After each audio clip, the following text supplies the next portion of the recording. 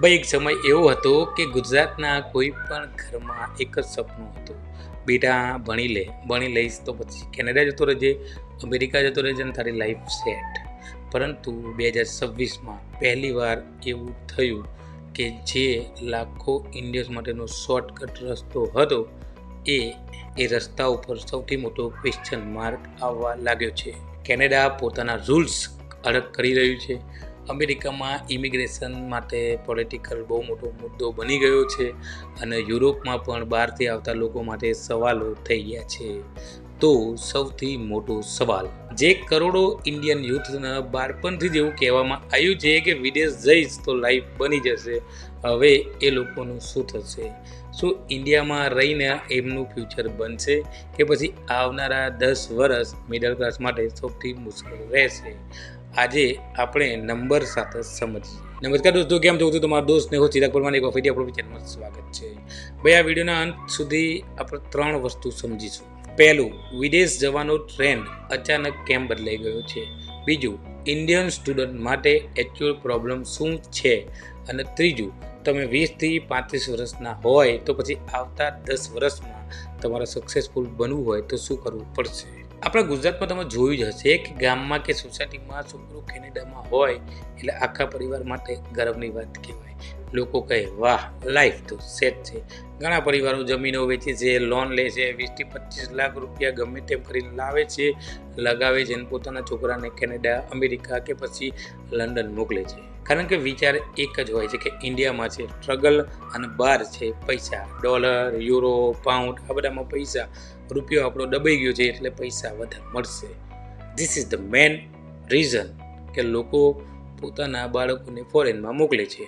ભાઈ આ વાત ઘણા વર્ષો સુધી સાચી જ હતી, અત્યારે આમ તો સાચી જ છે, કંઈ ખોટી નથી.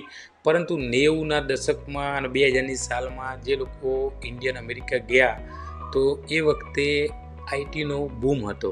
કંપનીઓના ટેલેન્ટ જોતું હતું અને એ ટેલેન્ટ ઇન્ડિયા પાસે હતું. પરંતુ દરેક સક્સેસ સ્ટોરી પાસે એક હિડન રિયાલિટી હોય છે. પરંતુ એક નંબર સાંભળો જે કદાચ તમારી થિંકિંગ બદલી નાખશે. જૂનું ફોર્મ્યુલા કેમ તૂટ્યું? તો પહેલાં જે પણ લોકો બહાર જતા હતા ને એ મોટા ભાગના લોકો ટોપ સ્કિલવાળા હતા. ડૉક્ટર હોય કે એન્જિનિયર હોય, રિસર્ચર હોય, આઈટીમાં બહુ મોટી ડિગ્રી લીધેલી હોય, એવા લોકો પહેલાં જતા હતા. શરૂઆતમાં આવું હતું 90ના સમયમાં. હવે શું થયું ખબર છે? વિદેશ જવું એટલે એજ્યુકેશનલ ડિસિઝન કરતાં લાઈફસ્ટાઈલનું ડ્રીમ વધારે બની ગયું છે. એક આઈલેટ્સની તમે એક્ઝામ આપી દો, કોલેજ તમે સિલેક્ટ કરી દો, ત્યાં વર્ક પરમિટ લો, વર્ક પરમિટને એક્સટેન્ડ કરો અને પછી PR મેળવી લો. આ એક પાઇપલાઇન છે અને ડિમાન્ડ બહુ વધી ગઈ છે. હવે આમાં એક સિમ્પલ ઇકોનોમિકલ રૂલ આવે, જ્યારે કોઈ વસ્તુ બહુ વધી જાય તો પછી સિસ્ટમ પ્રેશરમાં આવી જાય. કેનેડામાં હાઉસિંગનું પ્રેશર વધ્યું, જોબ માટેની કોમ્પિટિશન વધી. હવે લોકલ પોપ્યુલેશન ત્યાંની જે પબ્લિક હતી એમને એવું થયું કે અમારી પાસે જોબ નથી ને બહારના લોકો આવીને જોબ કરી જાય છે. આની આ વસ્તુ અમેરિકામાં પણ થવા લાગી. અમેરિકન્સ પણ એવું વિચારવા લાગ્યા કે અમારી જોબ પહેલાં, અને અહીંથી ગેમ બદલાવા લાગી. અહીંયા પણ એક બહુ મોટો ટ્વિસ્ટ છે કે શું આ વસ્તુ થઈ એ ઇન્ડિયા માટે ખરાબ ન્યૂઝ કહેવાય? તો જવાબ છે કદાચ જરૂરી નથી ખરાબ ન્યૂઝ કહેવાય. કેમ કે બ્રેન ડ્રેનથી બ્રેન ગેઇન. વર્ષો સુધી આપણે એક જ શબ્દ સાંભળ્યો, બ્રેન ડ્રેન. એનો મતલબ થાય કે ઇન્ડિયામાં ભણેલા ટેલેન્ટેડ લોકો બહાર જઈને બીજા દેશને ગ્રો કરે છે. પરંતુ હવે સિચ્યુએશન થોડી બદલાઈ છે. આજે ઇન્ડિયા પાસે વર્લ્ડના સૌથી મોટો કસ્ટમરનું માર્કેટ છે, ડિજિટલ રિવોલ્યુશન છે, સ્ટાર્ટઅપ છે, મેન્યુફેક્ચરિંગની ઘણી બધી ઓપોર્ચ્યુનિટી છે અને સૌથી મોટી વાત 1.4 બિલિયન લોકોની પ્રોબ્લેમ સોલ્વ કરવાની ઓપોર્ચ્યુનિટી છે. તો આગળના 10 વર્ષમાં ખાલી ડિગ્રીવાળો વ્યક્તિ જીતશે નહીં, જીતશે એ વ્યક્તિ જે પ્રોબ્લેમ સોલ્વ કરી શકે. હવે આ વિડીયોનો ઇમ્પોર્ટન્ટ પાર્ટ હું તમને કહું તો તમે ધ્યાનથી સાંભળો. તમારા પેરેન્ટ્સના સમયમાં ફોર્મ્યુલા શું હતું ખબર? ડિગ્રી લો, જોબ લો અને લાઈફને સિક્યોર કરો. અને પછી જે ફોર્મ્યુલા બન્યો એ છે ડિગ્રી લો, અબ્રોડ જાઓ અને સેટલ થાઓ.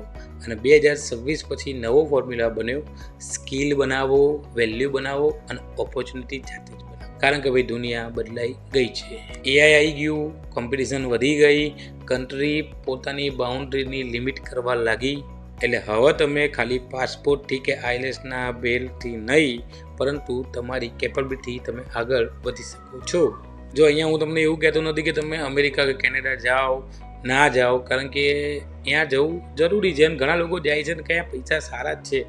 જેની પાસે સ્કિલ છે, પોતાની પાસે જો તમારી જોડે ક્લિયર પ્લાન છે, તો પછી દુનિયાના દરેક ખૂણામાં તમારા માટે ઓપોર્ચ્યુનિટી અવેલેબલ છે. પછી ઇન્ડિયા હોય કે અમેરિકા હોય, ભારતમાં લોકો કમાય છે અને બહાર લોકો કમાય જ છે. પરંતુ ફક્ત એક એવું વસ્તુ વિચારવાથી કે ઇન્ડિયામાં કંઈ નથી, બહાર જ બધું છે, આ વસ્તુ હવે જૂની થઈ ગઈ છે. આવનારા 10 વર્ષમાં 2 પ્રકારના લોકો બનશે. એક પ્રકારના લોકો હશે જે કમ્પ્લેન કરશે કે કોઈ પણ જાતની ઓપોર્ચ્યુનિટી નથી, અને બીજા પ્રકારના લોકો જે નવી ઓપોર્ચ્યુનિટી જાતે જ બનાવશે.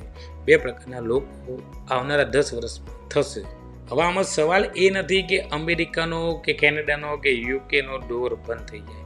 જો એ ડોર બંધ થઈ જાય, આપણા માટે દરવાજા બંધ થઈ જાય તો કંઈ વાંધો નહીં, પરંતુ મેઇન સવાલ એ છે કે જો એ ડોર બંધ થઈ જાય તો શું તમે નવો દરવાજો બનાવી શકશો, નવો રસ્તો બનાવી શકશો, કે પછી તમારું માઇન્ડ બ્લોક થઈ જશે? તમને શું લાગે છે કે ભાઈ આજના યુવાનો માટે ઇન્ડિયામાં વધારે ફ્યુચર છે કે પછી ફોરેનમાં? તમારો જવાબ કોમેન્ટમાં લખજો. This is all about today's video. તમને શું લાગે છે, ઇન્ડિયા સારું છે કે ફોરેન સારું છે? કોમેન્ટમાં તમે બતાવી શકો છો. That's all for today's video પસંદ આવે તો લાઇક કરો, ચેનલમાં નવા હોય તો સબસ્ક્રાઈબ જરૂર કરી જાઓ. ફરીથી મળીશું નવા કોઈક વિડીયો સાથે. જય હિન્દ, જય ગુજરાત.